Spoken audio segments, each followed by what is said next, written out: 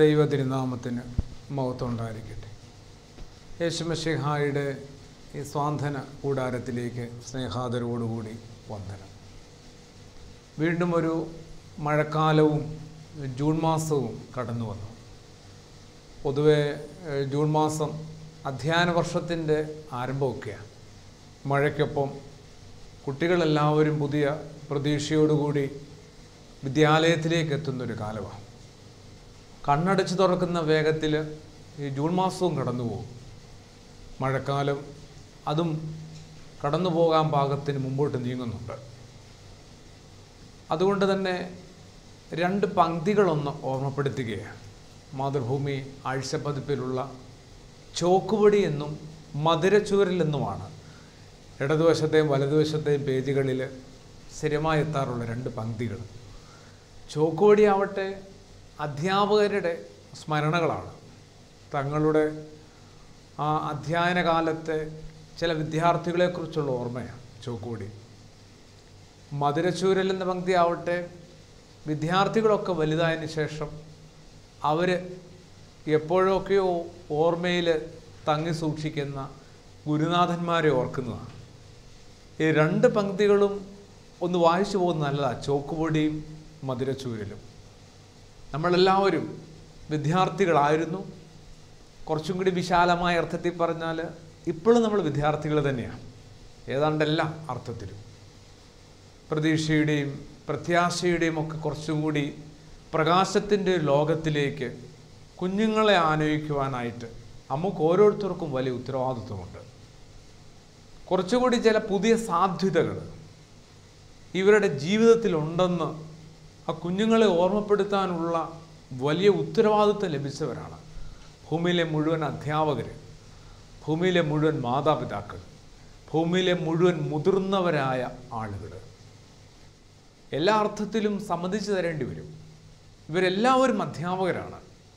ആ ക്ലാസ് മുറികളിൽ വന്ന് ആ സിലബസ് അനുസരിച്ച് കാര്യങ്ങൾ പഠിപ്പിക്കുന്നവരെ മാത്രമല്ല അധ്യാപകരായിട്ട് നാം കാണേണ്ടത്. ഈ പ്രപഞ്ചത്തിലെ ഒരു നിഴല് പോലും നമ്മളെ ഒരർത്ഥത്തിൽ എന്തെല്ലാമോ പഠിപ്പിക്കുവാനായിട്ട് ആഗ്രഹിക്കുന്നുണ്ടും ശ്രമിക്കുന്നുമുണ്ട്. അതുകൊണ്ട് ഒ.വി. വിജയൻ എന്ന് പറയുന്ന വലിയ എഴുത്തുകാരൻ ഗുരുസാഗരം എന്ന നോവലിൽ പറഞ്ഞതുപോലെ കണ്ടുമുട്ടുന്ന ഓരോരുത്തരും എന്നെ എന്തെല്ലാമോ പഠിപ്പിക്കുവാനായിട്ട്, എന്തെല്ലാമോ പുതിയ അറിവിൻ്റെ ദിശ ബോധത്തിലേക്ക് കൂട്ടിക്കൊണ്ടു പോകാനായിട്ടോ കൈ ചൂണ്ടി കാണിച്ചു തരാനായിട്ടോ പരിശ്രമിക്കുന്നുണ്ട്. അതുകൊണ്ട് മാതാപിതാക്കൾ, അധ്യാപകർ, കുഞ്ഞുങ്ങളടങ്ങിയ ആ ഒരു ചെറിയ അറിവിൻ്റെ കുടുംബത്തിൻ്റെ ആ കുഞ്ഞു മുറിയെ ഒന്ന് ധ്യാനിക്കുന്നത് നല്ലതാണ്. ഒരു ജൂൺ മാസക്കാലത്ത് എന്തെല്ലാം സാധ്യതകളുണ്ട് ഒരു കുഞ്ഞുങ്ങളുടെ ഉള്ളിൽ. അതുകൊണ്ടാണല്ലോ യേശു ഒരിക്കൽ പറഞ്ഞത് ആ നല്ല തിരുവചനം, ആ കുഞ്ഞുങ്ങളെ തടയരുത്. മുതിർന്നവരായ ആളുകളോട് യേശു പറഞ്ഞതാണ്, അവരെ എൻ്റെ അടുക്കിലേക്ക് വിടുവിൻ, അവരെ നിങ്ങൾ തടയരുത്.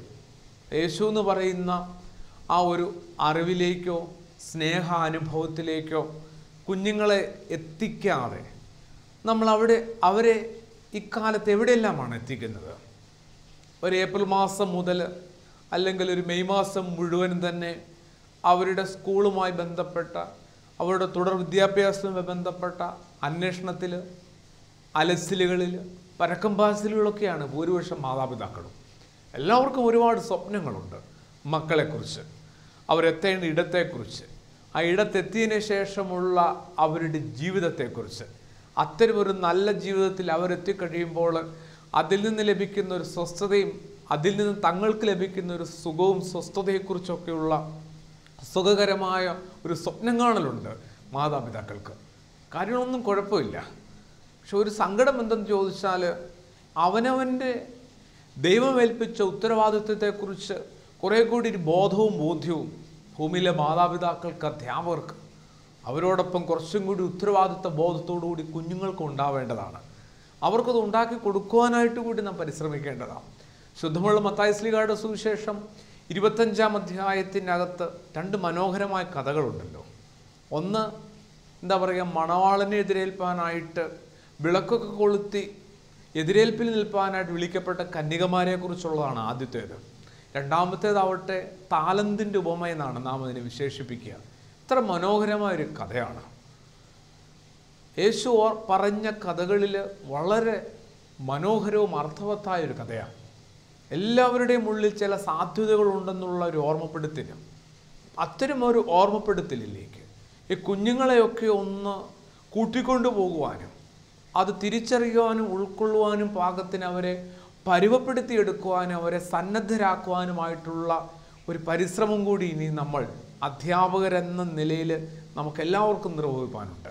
മാതാപിതാക്കൾ എന്ന നിലയിൽ അവരുടെ പരിചരണം ഉറപ്പുവരുത്തുന്നതിനോടൊപ്പം മാനസികവും ശാരീരികവും ബൗദ്ധികവും ഒക്കെ ആയ ഒരു വളർച്ചയും വികാസവും ഒക്കെ ഉറപ്പുവരുത്തേണ്ടത് നമുക്ക് ആവശ്യമാണ്. അതിനുവേണ്ടി നമ്മൾ പ്രാർത്ഥിക്കുകയും പരിശ്രമിക്കുകയും ചെയ്യണം. വെറും ഒരു ചോദ്യം ചോദിച്ചാൽ സങ്കടപ്പെടും ഭൂരിപക്ഷം മാതാപിതാക്കൾ. എന്തുമാത്രം യേശു വെളിച്ചത്തെ അവരിലേക്ക് എത്തിക്കുവാനായിട്ട് നമുക്ക് സാധിച്ചിട്ടുണ്ട്. ഞാൻ ലോകത്തിൻ്റെ വെളിച്ചമാണെന്ന് പറഞ്ഞ യേശു എന്നെ അനുഗമിക്കുന്നവരാരും അന്ധകാരത്തിൽ വസിക്കുന്നില്ല എന്ന് ശുദ്ധമുള്ള യോഹന്നാന്റെ സുവിശേഷം 8-ാം അധ്യായം 12-ാം വചനത്തിൽ പറയുന്നു. ആ യേശുവിനെ തിരിച്ചറിയുവാൻ പാകത്തിന്, ആ യേശുവിൻ്റെ ജീവിതത്തിൻ്റെ മൂല്യങ്ങളെക്കുറിച്ച് ബോധ്യമുണ്ടാകാൻ പാകത്തിന് കുഞ്ഞുങ്ങളെ ഒന്ന് പരുവപ്പെടുത്താതെ നമ്മൾ എന്തിനാണ് ഈ കുഞ്ഞുങ്ങളെ നയിക്കുന്നത്? ഒരു അധ്യയന വർഷം കുറേ കൂടി മനോഹരമാക്കാനായിട്ട് പഠനവുമായി ബന്ധപ്പെട്ട കാര്യങ്ങൾ മാത്രം മതിയോ? ഒരുപാട് സാധ്യതകൾ എല്ലാവരുടെയും ഉള്ളിലുള്ളപ്പോൾ അതിനനുസരിച്ച് അവരെ ഒന്ന് പാകപ്പെടുത്തിയെടുക്കുവാനായിട്ട് പ്രാർത്ഥനയോടുകൂടി നമ്മളൊന്ന് പരിശ്രമിക്കണ്ടേ? ഒരവസരമേ ഉള്ളൂ അത്രേ ജീവിതം എന്ന് പറയുന്നത്. അതിങ്ങനെ വീണ്ടും ഒന്ന് ആരംഭത്തിലേക്ക് മടങ്ങിപ്പോയി വീണ്ടും ഒന്നുകൂടി ഒഴുകിത്തുടങ്ങുവാനായിട്ടൊരു പുഴ ആഗ്രഹിച്ചാൽ ശ്രീ രാധാകൃഷ്ണൻ സാർ ഇങ്ങനെ എഴുതിയതുപോലെ ഒരിക്കലും ആ പുഴയ്ക്ക് അങ്ങനെ തിരികെ പോകാനോ അതിൻ്റെ ഉറവയിൽ നിന്ന് വീണ്ടും ഒന്നുകൂടി നേരാവണ്ണം ഒഴുകിത്തുടങ്ങുവാനോ എത്തേണ്ട ഇടങ്ങളിലേക്ക് കൃത്യമായിട്ട് എത്തിച്ചേരാമെന്നോ ആഗ്രഹിച്ചിട്ടോ വിചാരിച്ചിട്ടോ കാര്യമില്ല. അതുകൊണ്ട് നമുക്ക് വെറുതെ ഒന്ന് ഓർക്കാം, ഒരു ഗ്ലാസ് മുറി എന്ത് വേഗമാണ് ഒരു തടവറയായിട്ട് മാറുന്നത്. ആ തടവറയിൽ കുഞ്ഞുങ്ങൾ മാത്രമല്ല അധ്യാപകരും പെട്ടുപോകുന്നില്ലേ? ആ ഗ്ലാസ് മുറി എന്ന തടവറയിൽ നിന്ന്, ആ തടവറയുടെ ഒരു അന്തരീക്ഷത്തിൽ നിന്നൊക്കെ അവരെ ഒന്ന് ഒരു സ്വസ്ഥതയിലേക്കോ ആശ്വാസത്തിൻ്റെ ഇടത്തിലേക്കോ ഒക്കെ എത്തിക്കാനായിട്ട് നമുക്കൊന്ന് പരിശ്രമിച്ചുകൂടെ? ദൈവം ഏൽപ്പിച്ച വലിയൊരു ഉത്തരവാദിത്വമാണ്.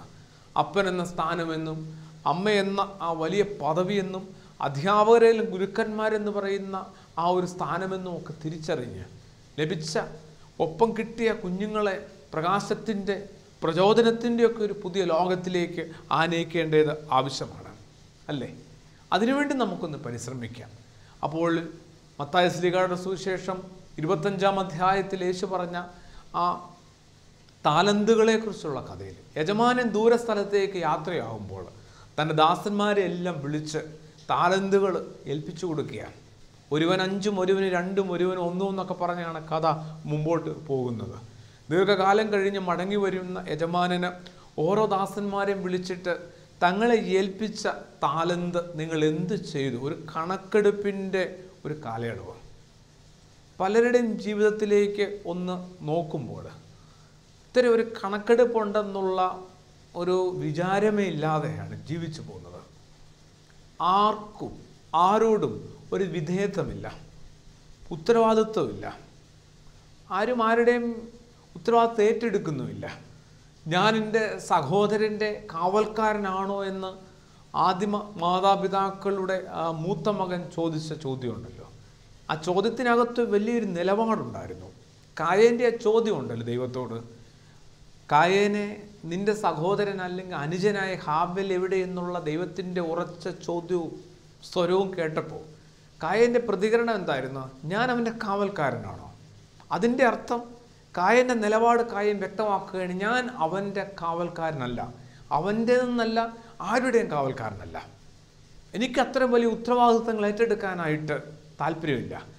അതിന് വലിയൊരു അപകടത്തിൻ്റെ അർത്ഥം കൂടിയുണ്ട്. ഞാൻ എൻ്റെ പോലും കാവൽക്കാരനല്ല, എനിക്ക് എൻ്റെ മീതെയും വലിയ ഉത്തരവാദിത്വങ്ങളൊന്നുമില്ല. അതുകൊണ്ട് എങ്ങനെയും എൻ്റെ ജീവിതത്തെ എനിക്ക് നാശത്തിലേക്ക് വളരെ വേഗത്തിൽ ഓടിച്ചു പോകാനായിട്ട് പറ്റും. അപ്പോൾ ഇത്തരം ഒരു തിരിച്ചറിവ് കിട്ടാതെ പോകുന്ന തലമുറ നമുക്കിടെ രൂപപ്പെടുന്നു. സ്നേഹമോ കരുണയോ ആർദ്രതയോ പ്രാർത്ഥനയോ ആത്മീയതയോ ദേവാലയത്തിൻ്റെ പരിസരങ്ങളൊന്നും നമ്മുടെ ജീവിതത്തിനകത്തേക്ക് വരാത്ത വിധത്തിലേക്ക് നമ്മൾ ഏതോ വിജനമായ അന്ധകാരം നിറഞ്ഞ ഇടത്തേക്ക് ജീവിതത്തെ ഇങ്ങനെ കൂട്ടിക്കൊണ്ടു പോവുകയാണ്. ഒരു മാറ്റം ഉണ്ടാവണം. ആ ഒരു അധ്യയന വർഷത്തിൻ്റെ ആദ്യ മാസത്തിൽ തന്നെ നമുക്ക് ലഭിച്ച താലന്തുകളെ ഒന്ന് തിരിച്ചറിയാനായിട്ട് ശ്രമിച്ചാൽ അത് വലിയ കഴിവുകളാണ്. എന്താ പറയുക, അധിക കഴിവുകളും ശേഷികളും പ്രാഗൽഭ്യങ്ങളുമാണെന്നുള്ള ധാരണ പോലും നമുക്ക് തൽക്കാലം ഒന്ന് മാറ്റിവെക്കാം. ലഭിച്ചിരിക്കുന്ന ആയുസ് തന്നെ, ലഭിച്ചിരിക്കുന്ന പരിമിതമായ ആരോഗ്യം തന്നെ എനിക്ക് തോന്നുന്നു കിട്ടാവുന്നതിൽ ഏറ്റവും വലിയ താലന്താണ്. അത് ഉടയവന് സ്നേഹത്തോടും വിശ്വാസത്തിൻ്റെ വിചാരത്തോടും കൂടി എന്നെ ഏൽപ്പിച്ചതാണ്. അത് നന്നായിട്ട് വിനിയോഗിക്കുമെന്ന്, അത് അവനവനും മറ്റുള്ളവർക്കും ജീവിക്കുന്ന പ്രപഞ്ചത്തിനും പരിസരത്തിനും ഒക്കെ പരമാവധി പ്രയോജനം കിട്ടത്തക്ക വിധത്തിൽ വിനിമയം ചെയ്യുമെന്നുള്ള ഉറപ്പിൽ, ഒരു സ്നേഹത്തിൻ്റെ ഉറപ്പിൽ ദൈവം ഏൽപ്പിച്ചതാണ്, ഉടയവൻ ഏൽപ്പിച്ചതാണ്. ആ ധാരണ പോലും ഇല്ലാത്ത വിധത്തിൽ നമ്മൾ ജീവിക്കുന്നത് കഷ്ടമല്ലേ? ഒരു ഉദാഹരണം പറഞ്ഞാൽ, ഒരു ഉത്തരവാദിത്വം ഇല്ലാതെ, കമ്മിറ്റ്മെൻ്റ് ഇല്ലാതെ, പ്രതിബദ്ധതയില്ലാതെ, പരിസരത്തെക്കുറിച്ച് ധാരണയില്ലാതെ, സമൂഹമെന്നൊരു തോന്നലില്ലാതെ, പ്രപഞ്ചം ഉണ്ടെന്നുള്ള ഒരു വിചാരമില്ലാതെ എല്ലാവരും ഇങ്ങനെ ജീവിച്ചു പോവുകയാണ്.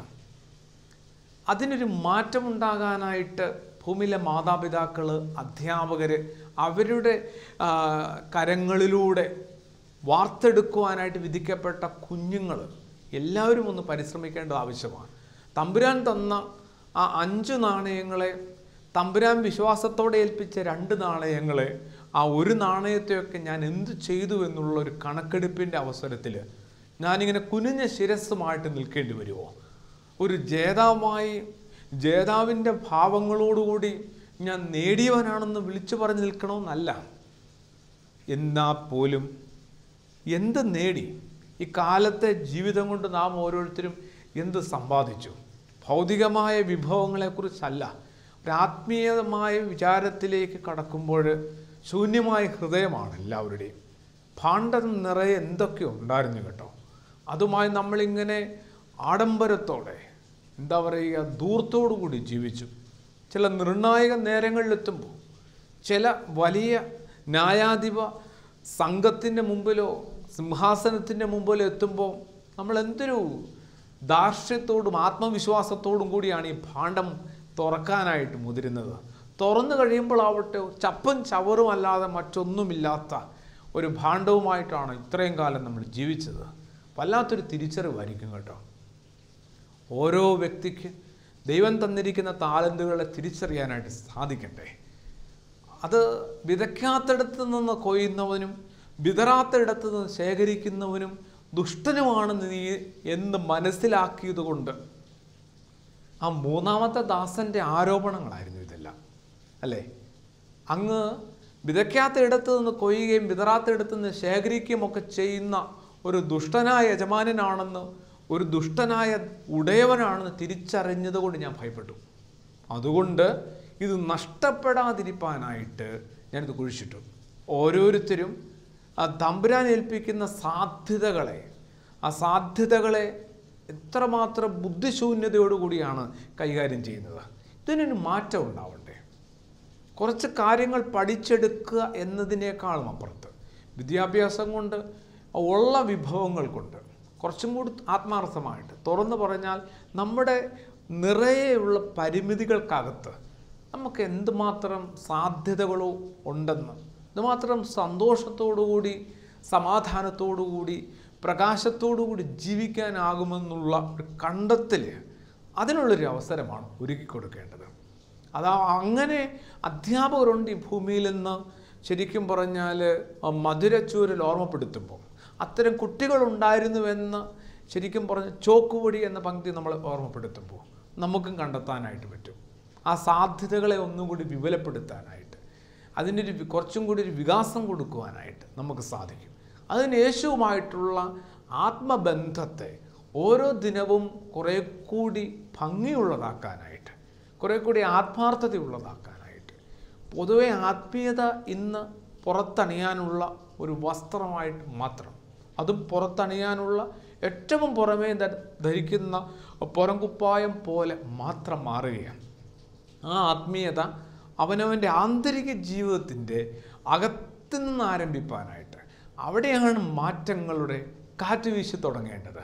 അവിടെയാണ് ഒരു ചെറു തിരുനാളം ജ്വലിച്ചു തുടങ്ങേണ്ടത്. അങ്ങനെ ഒരു പരിശ്രമത്തിലേക്ക് എല്ലാവർക്കും എത്തിച്ചേരാനായിട്ട് ഇനിയും നമ്മൾ വൈകിക്കൂടാന്നുള്ളതാണ് ഓർമ്മപ്പെടുത്തൽ. വഴി വിളക്കുകൾ ഇല്ലാതായി കഴിയുന്നൊരു കാലം. റോൾ മോഡൽ എന്നൊന്നും പറയാനായിട്ട് അധികം ആളുകൾ നമ്മുടെ പരിസരത്തില്ലാതായി കഴിയുന്നൊരു കാലത്ത് ഒന്ന് ശ്രമിച്ചുകൂടെ? യേശു എന്ന് പറയുന്ന ആ വലിയ വിളക്കിനെ, വലിയ വെളിച്ചത്തെ, ആ ഒരു സ്നേഹാനുഭവത്തെ കുറേ കൂടി നമ്മളുടെ സ്വകാര്യ ജീവിതത്തിനകത്തേക്ക്, നമ്മളുടെ നിലപാടുകൾക്കകത്തേക്ക് ഒന്ന് കൂട്ടിക്കൊണ്ടു പോകാനായിട്ട് ഈ ഒരു അധ്യയന വർഷത്തിൻ്റെ വിനിമയം നമ്മളെ സഹായിക്കേണ്ടതാണ്. നിറയെ സാധ്യതകളുണ്ട് ഓരോ മനുഷ്യൻ്റെ ഉള്ളിൽ. കുറേ കൂടി സ്നേഹിപ്പാനായിട്ട്, കുറേ കൂടി പൊറുക്കുവാനായിട്ട്, കുറേ കൂടി വിശാലമായ അർത്ഥത്തിൽ കാര്യങ്ങളെ ഒന്ന് കാണുവാനായിട്ട് നമുക്ക് സാധിക്കണ്ടേ? രാജാക്കന്മാരുടെ പുസ്തകത്തിനകത്ത് ശലോമോന് ലഭിക്കുന്ന വലിയ വിലപ്പെട്ട 3 ഗിഫ്റ്റുകളെക്കുറിച്ച്, സമ്മാനങ്ങളെക്കുറിച്ച്, ദൈവം കൊടുത്ത വലിയ കൃപകളെക്കുറിച്ച് പരാമർശമുണ്ട്. എന്ത് ഭംഗിയുള്ള 3 കാര്യങ്ങളായിരുന്നു ശലോമോന് ലഭിച്ചത്. ഒരു അധ്യയന വർഷത്തിൻ്റെ ആരംഭ മാസം ആ 3 കാര്യങ്ങളെ നമ്മളൊന്ന് വേഗം ധ്യാനിക്കുന്നത് നല്ലതാണ്. എന്തായിരുന്നു? ഒന്ന്, അത് ജ്ഞാനമാണ്, വിസ്ഡമാണ്. ഒന്ന്, ഒരു ജ്ഞാനത്തിനു വേണ്ടിയുള്ളൊരു ദാഹമുണ്ടാവണം. അത് ഒരു തൊഴിലുമായി ബന്ധപ്പെട്ട് മാത്രമുള്ള വിചാരമായി ചെറുതാകരുത് പഠനമെന്ന് പറയുന്നത്. പഠനം ഇക്കാലത്ത് തൊഴിലുമായി ബന്ധപ്പെട്ട് മാത്രം പോകുന്നു. തൊഴിലെപ്പോഴും ഒരു ശമ്പളവുമായി ബന്ധപ്പെട്ട് മാത്രം നമ്മൾ വായിക്കുകയും വ്യാഖ്യാനിക്കുകയും ചെയ്യുന്നു. ഒരാൾക്ക് ജോലി കിട്ടിയെന്ന് കേൾക്കുമ്പം ആദ്യത്തെ ചോദ്യം ഉള്ളിലും പുറത്തേക്കും വരുന്നത് എന്ത് കിട്ടുമെന്നുള്ളതായിട്ട് മാത്രം മാറുന്നു. അപ്പോൾ ജ്ഞാനം അത് ദൈവവുമായിട്ടും സ്പിരിച്വാലിറ്റി ആയിട്ടും കൂടി ബന്ധപ്പെട്ടതാണ്. ആ ഒരു ജ്ഞാനം ലഭിക്കാനായിട്ട്, അതിനുവേണ്ടി ഒരു വിവേകമുണ്ടാകുവാനായിട്ട് കൂടി ഒരു പ്രാർത്ഥന ആവശ്യമാണ്, പരിശ്രമം ആവശ്യമാണ്, കാത്തിരിപ്പ് ആവശ്യമാണ്. ആ ഒരു ജ്ഞാനത്തിൻ്റെ കണ്ണുകളിലൂടെ ലോകത്തെയും പ്രപഞ്ചത്തെയും ഒപ്പമുള്ള മനുഷ്യരെയും ഒക്കെ കാണുവാനായിട്ട് നമ്മൾ തുടങ്ങുമ്പോൾ ഇത്രമാത്രം സഹാനുഭൂതിയോടുകൂടി ഒപ്പമുള്ളവരെ കാണുവാനും ചേർത്ത് നിർത്തുവാനും യേശുവിന് സാധിച്ചത് നമുക്ക് പിടുത്തം കിട്ടും. അതുകൊണ്ട് ജ്ഞാനം അത് ശലോമോന് മാത്രം ഞാൻ കൊടുക്കുന്ന വരമാണെന്നല്ല ദൈവം പറഞ്ഞത്. എല്ലാവർക്കും ചില സാധ്യതകളുണ്ട്. ആ താലന്തിനെ ഏറ്റവും നന്നായിട്ട് വിനിയോഗിക്കുവാനായിട്ട് 5-10 മാറിയതുപോലെ 2 നാണയങ്ങൾ 4 വർദ്ധിച്ചതുപോലെ ലഭിച്ച കൃപകളൊക്കെ നശിച്ചു പോകാതെ അത് തികച്ചും എല്ലാവർക്കും പ്രയോജനപ്പെടുന്ന വിധത്തിലേക്ക് വിപുലപ്പെടുത്തുവാനായിട്ട് ഈ ജ്ഞാനം നമ്മളെ ഏറെ സഹായിക്കും. അറിവെന്ന് എല്ലാവരുടെയും കൈവശമുണ്ട്. വെറുതെ കയ്യിലിരിക്കുന്ന സ്മാർട്ട് ഫോണിലൊന്ന് തോണ്ടിയാൽ എന്തുമാത്രം സാധ്യതകളാണ്, എന്തുമാത്രം അറിവുകളിലേക്കാണ് നമ്മൾ വളരെ നിമിഷ നേരം കൊണ്ട് ഓടിയെത്തുക. പക്ഷെ നമുക്കറിയാം ഈ അറിവുകളൊന്നും നമ്മളെ ഇപ്പോൾ അധികം സഹായിക്കാറില്ല. ഗുണപരമായിട്ട് ഈ അറിവുകളൊന്നും നമ്മളെ അത്ര സഹായിക്കാറില്ല, അല്ലേ? ഓരോ ദിവസവും കഴിയും തോറും ജീവിതത്തോട് കുറേ കൂടി ആദരവ്, അവനവനോട് കുറേ കൂടി അവനവനോട് തന്നെ കുറേ കൂടി സ്നേഹം, പ്രപഞ്ചത്തോടൊരു കൃതജ്ഞത, ഇതൊന്നും രൂപപ്പെടുന്നില്ല എങ്കിൽ എന്തായിരുന്നു നമ്മൾ ആ ഒരു ദിവസം കൊണ്ട് നേടിയത്? കുറേ കൂടി മടുപ്പ് മാത്രം അനുഭവിക്കുന്ന ആ വെറുതെ വീടുമായി ബന്ധപ്പെട്ട് ഒരു നല്ല ഓർമ്മകളുള്ള വിദ്യാർത്ഥികൾ കുറഞ്ഞു വരികയാണ്. കുറച്ചു മുമ്പേ ഞാൻ പറഞ്ഞു, വീട് ഗ്ലാസ് മുറി ഒരു തടവറയായിട്ട് മാറുന്നു. അധ്യാപകരും കുഞ്ഞുങ്ങളും അതിലെ അംഗങ്ങളായിട്ട് മാറിപ്പോയി. വീടും അത്തരമായി. വീടുമായി ബന്ധപ്പെട്ടും വലിയ നല്ല വിചാരങ്ങളൊന്നുമില്ല. അതുകൊണ്ട് ഒരു ജ്ഞാനത്തിന് വേണ്ടി ശലോമോന് ലഭിച്ച ആ വലിയ ദൈവം കൊടുത്ത 3 സമ്മാനങ്ങളിൽ ആദ്യത്തേതായ ജ്ഞാനത്തിന് വേണ്ടി ഒരു ആഗ്രഹവും പ്രാർത്ഥനയും പരിശ്രമവും കാത്തിരിപ്പും ഒക്കെ ആവശ്യമാണ്. അതിനുവേണ്ടി കുറേയധികം പരിശ്രമിക്കേണ്ടിയും വരും. പിന്നെ ദൈവത്തിൻ്റെ ഒരു സമയത്തിനായിട്ട്, ദൈവം ഇടപെടുവാനായിട്ടുള്ള ഒരു സമയത്തിന് വേണ്ടിയുള്ള നിശബ്ദമായ പരിഭവങ്ങളില്ലാത്തൊരു കാത്തിരിപ്പിന് നമ്മളെ പ്രാപ്തരാക്കണം. രണ്ടാമത്തെ ഗിഫ്റ്റ് എന്തായിരുന്നു ശലോമോന് കിട്ടിയത്? ഉൾക്കാഴ്ച, ഇൻസൈറ്റ് ആയിരുന്നു. അത് തീർച്ചയായിട്ടും ഒരു ജ്ഞാനത്തിൽ നിന്ന് മാത്രമല്ല എത്താൻ പറ്റുള്ളൂ. കാഴ്ച ഉണ്ട് എന്നതുകൊണ്ട് മാത്രം കാര്യങ്ങൾ പൂർണ്ണമാകുന്നില്ല. ഒരു ഉൾക്കാഴ്ച ആവശ്യമാണ്. കാണേണ്ട കാര്യങ്ങൾ തന്നെയാണോ കണ്ടതെന്ന് തിരിച്ചറിയാനായിട്ട്, വിവേചിക്കുവാനായിട്ട് എന്തുമാത്രം വിവേകമുണ്ട് നമ്മുടെ ഉള്ളിൽ. കാണരുതാത്ത കാര്യങ്ങളിലേക്ക് നമ്മൾ വേഗം എത്തിപ്പെടുന്നത്, കാണേണ്ട കാര്യങ്ങളെ ഇതുവരെ കാണാതെ പോകുന്നതിൻ്റെയൊക്കെ അപാകത ഈ ജ്ഞാനത്തിൻ്റെ അപര്യാപ്തതയാണ്. അപ്പം ജ്ഞാനം എത്തിക്കഴിയുമ്പോഴാണ് ആ കാഴ്ചയ്ക്കകത്ത് നമ്മൾക്കൊരു ഉൾക്കാഴ്ച രൂപപ്പെടുത്താൻ പറ്റുക. ആ ഉൾക്കാഴ്ച ജീവിതത്തിൻ്റെ നിലപാടുകളാണ്. ആ നിലപാടിനകത്തൊരു യേശു അവബോധം ഉണ്ടാവണം, ഒരു ക്രൈസ്റ്റ് അവയർനെസ് ഉണ്ടാവണം. അതിൻ്റെ ഒരു ആബ്സെൻസ്, അഭാവം ഇന്ന് ഭൂരിപക്ഷം മനുഷ്യരുടെയും ജീവിതത്തിൽ വല്ലാതെ റിഫ്ലക്റ്റ് ചെയ്യുന്നുണ്ട്. ശരിക്കും അത് മനസ്സിലാവുന്നുണ്ട്. 2 ആത്മജ്ഞാനികളെന്ന് പറയുന്ന ഒരു നല്ല പുസ്തകം അടുത്ത കാലത്ത് അരുൺ ഷൂരി എഴുതിയതാണ്. ഇംഗ്ലീഷിൽ ആ പുസ്തകം വന്നു. അടുത്ത കാലത്ത് മാതൃഭൂമി അത് മലയാളത്തിലേക്ക് മാറ്റിയൊരു വലിയ ബുക്കാണ് ആത്മജ്ഞാനികൾ. 2 ആത്മജ്ഞാനികളെ. എന്തുമാത്രം ഭംഗിയുള്ളൊരു പുസ്തകം എന്നറിയോ? ശ്രീരാമകൃഷ്ണ പരമഹംസരെക്കുറിച്ചും രമണ മഹർഷിയെക്കുറിച്ചുമുള്ള പുസ്തകമാണ്. അപ്പോൾ ആ ആത്മജ്ഞാനത്തിലൂടെ ഓരോരുത്തർക്കും കണ്ടെത്താവുന്ന ചില ഉൾക്കാഴ്ചകളുണ്ട്. അതിനകത്തൊരു യേശു അവബോധം ഉണ്ടാവണം.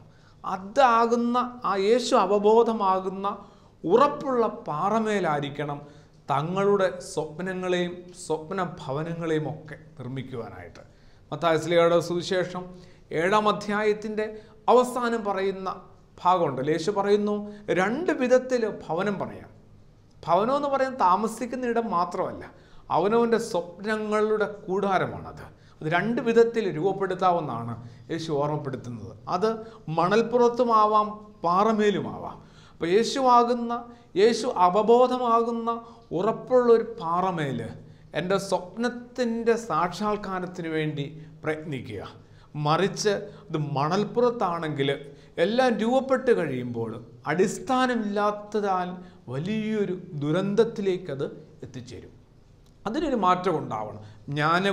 ജ്ഞാനത്തെ തുടർന്ന് ഒരു ഉൾക്കാഴ്ചയും ഉണ്ടായി കഴിയുമ്പോൾ 3-ാമത്തെ ശലോമോന് കിട്ടിയ വലിയ നിധി എന്ന് പറയുന്നത്, ദൈവം കൊടുത്ത കൃപയെന്ന് പറയുന്നത് കടൽ തീരം പോലെ ഒരു ഹൃദയമായിരുന്നു. അതിങ്ങനെ വായിക്കുമ്പോൾ ഒന്ന് ചെറുതായിട്ടൊന്ന് വരച്ചു പോകുന്ന പോലും നല്ലതാണ്. വേദ പുസ്തകത്തിൽ കടൽ തീരം പോലെ ഒരു മനസ്സുകൂടി കിട്ടുവാനായിട്ട് സാധിക്കണ്ടേ? ഇല്ല. ഈ പറയുന്ന മനസ്സിനകത്ത് അവനവൻ്റെ വീടിനെ പോലും ഉൾക്കൊള്ളുത്താൻ പറ്റാത്ത വിധത്തിൽ, മാതാപിതാക്കളെ പോലും ഉൾപ്പെടുത്താൻ പറ്റാത്ത വിധത്തിൽ അധ്യാപകരെ, ഗുരുക്കന്മാരെ, വൈദികരെ, സുഹൃത്തുക്കളെ, സഹോദരങ്ങൾ ഇല്ല. അത്രയ്ക്ക് ചെറുതായി കൊണ്ടിരിക്കുന്ന ഒരു കാലം. ഹൃദയത്തിന് കുറേ കൂടി ഒരു വിശാലത ഉണ്ടാകുവാനായിട്ട്, ഈ പ്രപഞ്ചത്തെ കൂടി ഒന്ന് ഉൾക്കൊള്ളുവാൻ പാകത്തിന്, പ്രപഞ്ചത്തിനുണ്ടാകുന്ന ചെറുതും വലുതുമായ കേടുപാടുകളൊക്കെ പിന്നീട് പകർച്ചവ്യാധികളായിട്ട്, അല്ലാത്ത വ്യാധികളായിട്ടൊക്കെ തിരികെ നമുക്ക് നമ്മുടെ ആവാസ ക്രമത്തെ പോലും തകിടം മറയ്ക്കുന്ന വിധത്തിൽ തിരിച്ചടിക്കുന്നുണ്ടെന്നൊക്കെ ഒന്ന് തിരിച്ചറിയുമ്പോൾ എല്ലാം ഒന്നും കൂടി ഒന്ന് ഭംഗിയായിട്ട് ആരംഭിക്കാനായിട്ട്, ലഭിച്ച താലന്തുകളെ നശിപ്പിച്ച് കളയാതെ, കുഴിച്ചിട്ട് കളയാതെ, ഉപയോഗശൂന്യമാക്കാതെ, കുറച്ച് കാലമേ ഉള്ളൂ ഓരോരുത്തർക്കും ഇനി ഉള്ളൂ എന്നുള്ളൊരു തിരിച്ചറിവിൽ ലഭ്യമായ വിഭവങ്ങൾ കൊണ്ട് പരമാവധി ആത്മാർത്ഥമായി അധ്വാനിച്ച് നമ്മൾ നേട്ടങ്ങളിലേക്ക് എത്തുക എന്നുള്ളതാണ്. ഒരു അധ്യയന വർഷം അത് അധ്യാപകരെയും മാതാപിതാക്കളെയും വിദ്യാർത്ഥികളെയും ഒന്നുപോലെ ഓർമ്മപ്പെടുത്തുവാനുള്ളത് നിരവധി സാധ്യതകളുണ്ട്. അവനവനെ ദൈവം വിളിച്ച് വേർതിരിച്ച് ആക്കിയ ഓരോ മേഖലക്കുള്ളിലും ആ സാധ്യതകൾ നിറഞ്ഞു കിടപ്പുണ്ട്. ഒന്ന് കണ്ടെത്തുവാനായിട്ട് ഇത്തിരി ഒരു സാവകാശത്തിലൊന്ന് ചിന്തിക്കുകയും പ്രാർത്ഥിക്കുകയും പരിശ്രമിക്കുകയും കാത്തിരിപ്പാനായിട്ടുള്ള മടുപ്പുളവാകാത്തൊരു മനസ്സും കൂടി ഒന്ന് കണ്ടെത്തുമ്പം സാധിക്കും. അതിന് ആ ദൈവം തരുന്ന വലിയ കൃപകളാകുന്ന ഈ ജ്ഞാനവും ഉൾക്കാഴ്ചയും കടൽത്തീരം പോലെയുള്ള മനസ്സും നമ്മളെ സഹായിക്കും. അതിന് നമുക്ക് ആത്യന്തികമായിട്ട് വേണ്ടത് യേശു അവബോധമാണ്. ആ യേശു അവബോധത്തെ നമ്മൾ നഷ്ടപ്പെടുത്തിക്കൊണ്ടുള്ള നമ്മുടെ മുഴുവൻ പ്രയാണങ്ങളും ഒരു വിജയത്തിലേക്കുള്ള ആയിരിക്കുകയില്ല. അതെവിടെയോ ഇടിച്ചു തകരുവാനായിട്ട് പോകുന്ന ഒരു യാത്ര കപ്പലായിട്ട് മാറുകയാണ്. അതിനൊരു മാറ്റം ഉണ്ടാവണം. അത്തരമൊരു മാറ്റം നമ്മളെ കുറേ കൂടി പ്രചോദിപ്പിക്കും ഒരു പ്രകാശത്തിലേക്ക് എത്തുവാനായിട്ട്. എന്തൊരു അന്ധകാരത്തിനകത്താണ് വെറുതെ ഒരാഴ്ച പൂർത്തിയാകുമ്പോൾ, വെറുതെ കഴിഞ്ഞ ആഴ്ചത്തെ ദിനപത്രങ്ങളെല്ലാം കൂടെ ചേർത്ത് പിടിച്ചൊന്നും പേജുകളായി ഒന്നും മറിച്ച് കഴിഞ്ഞാൽ ലജ്ജിക്കേണ്ടി വരുന്നില്ലേ? മലയാളി ആയി ജനിച്ചു പോയതോർത്തും മലയാളം നാട്ടിൽ വസിക്കേണ്ടി വരുന്നതിനെ ഓർത്തുമൊക്കെ ലജ്ജിച്ച് തല താഴ്ത്തേണ്ടി വരുന്ന വിധത്തിലേക്ക് ഒരാഴ്ചക്കാലം നമ്മളെ കൂട്ടിക്കൊണ്ടു പോകുമ്പോൾ ഒരു മാറ്റം ഉണ്ടാവണ്ടേ? അത് ആരിൽ നിന്നൊക്കെ ഉണ്ടാകുക, അതിനുവേണ്ടി കാത്തിരിക്കാതെ ഈ ചെറിയവനിൽ നിന്ന് തന്നെ ഉണ്ടാകാനായിട്ട് ഓരോരുത്തരുടെയും ഉള്ളിലൊരു ആഗ്രഹം ഉണ്ടാവട്ടെ. അതിനുവേണ്ടി ഈ പുതിയ അധ്യയന വർഷം ജൂൺ മാസം അത് മഴയോടുകൂടി കടന്നു വരുന്നു. അതിങ്ങനെ കടന്നു പോകുന്നതിന് മുമ്പ്, ആദ്യ മാസക്കാലം തീരുന്നതിന് മുമ്പ് തന്നെ ഈ ചെറിയ ജീവിതത്തിനകത്ത് ഇത്തരം ചില കാര്യങ്ങൾക്ക് പുതിയ ചില സാധ്യതകളുണ്ടെന്നുള്ള തിരിച്ചറിവിൽ തമ്പുരാനേൽപ്പിച്ച ആ താലന്തുകളെ ഒന്ന് തിരിച്ചറിയുവാനും അതിനെ ഒന്ന് വിപുലപ്പെടുത്തുവാനും ആദരവോടുകൂടി അതിനെ കൃത്യമായിട്ടൊന്ന് ഉപയോഗിക്കുവാനുമായിട്ട് ഓരോരുത്തർക്കും സാധിക്കട്ടെ. അധ്യാപകരെ നമിക്കുന്നു, മാതാപിതാക്കളെ സ്നേഹപൂർവ്വം വന്ദിക്കുന്നു. കുഞ്ഞുങ്ങളെ ആവട്ടെ എന്തുമാത്രം വാത്സല്യം കൊണ്ട് ചേർത്ത് നിർത്താനാവുമോ അത്രത്തോളം വാത്സല്യം കൊണ്ട് ചേർത്ത് നിർത്തുന്നു. ഈ 3 കൂട്ടായ്മകളിൽ നിന്ന് ഒരു നല്ല യേശു അവബോധവും അതുമായി ബന്ധപ്പെട്ട പ്രകാശത്തിൻ്റെ ഒരുപാട് സാധ്യതകൾ നിറഞ്ഞ ഒരു നവലോകവും രൂപപ്പെടുമാറാകട്ടെ. ആമേൻ.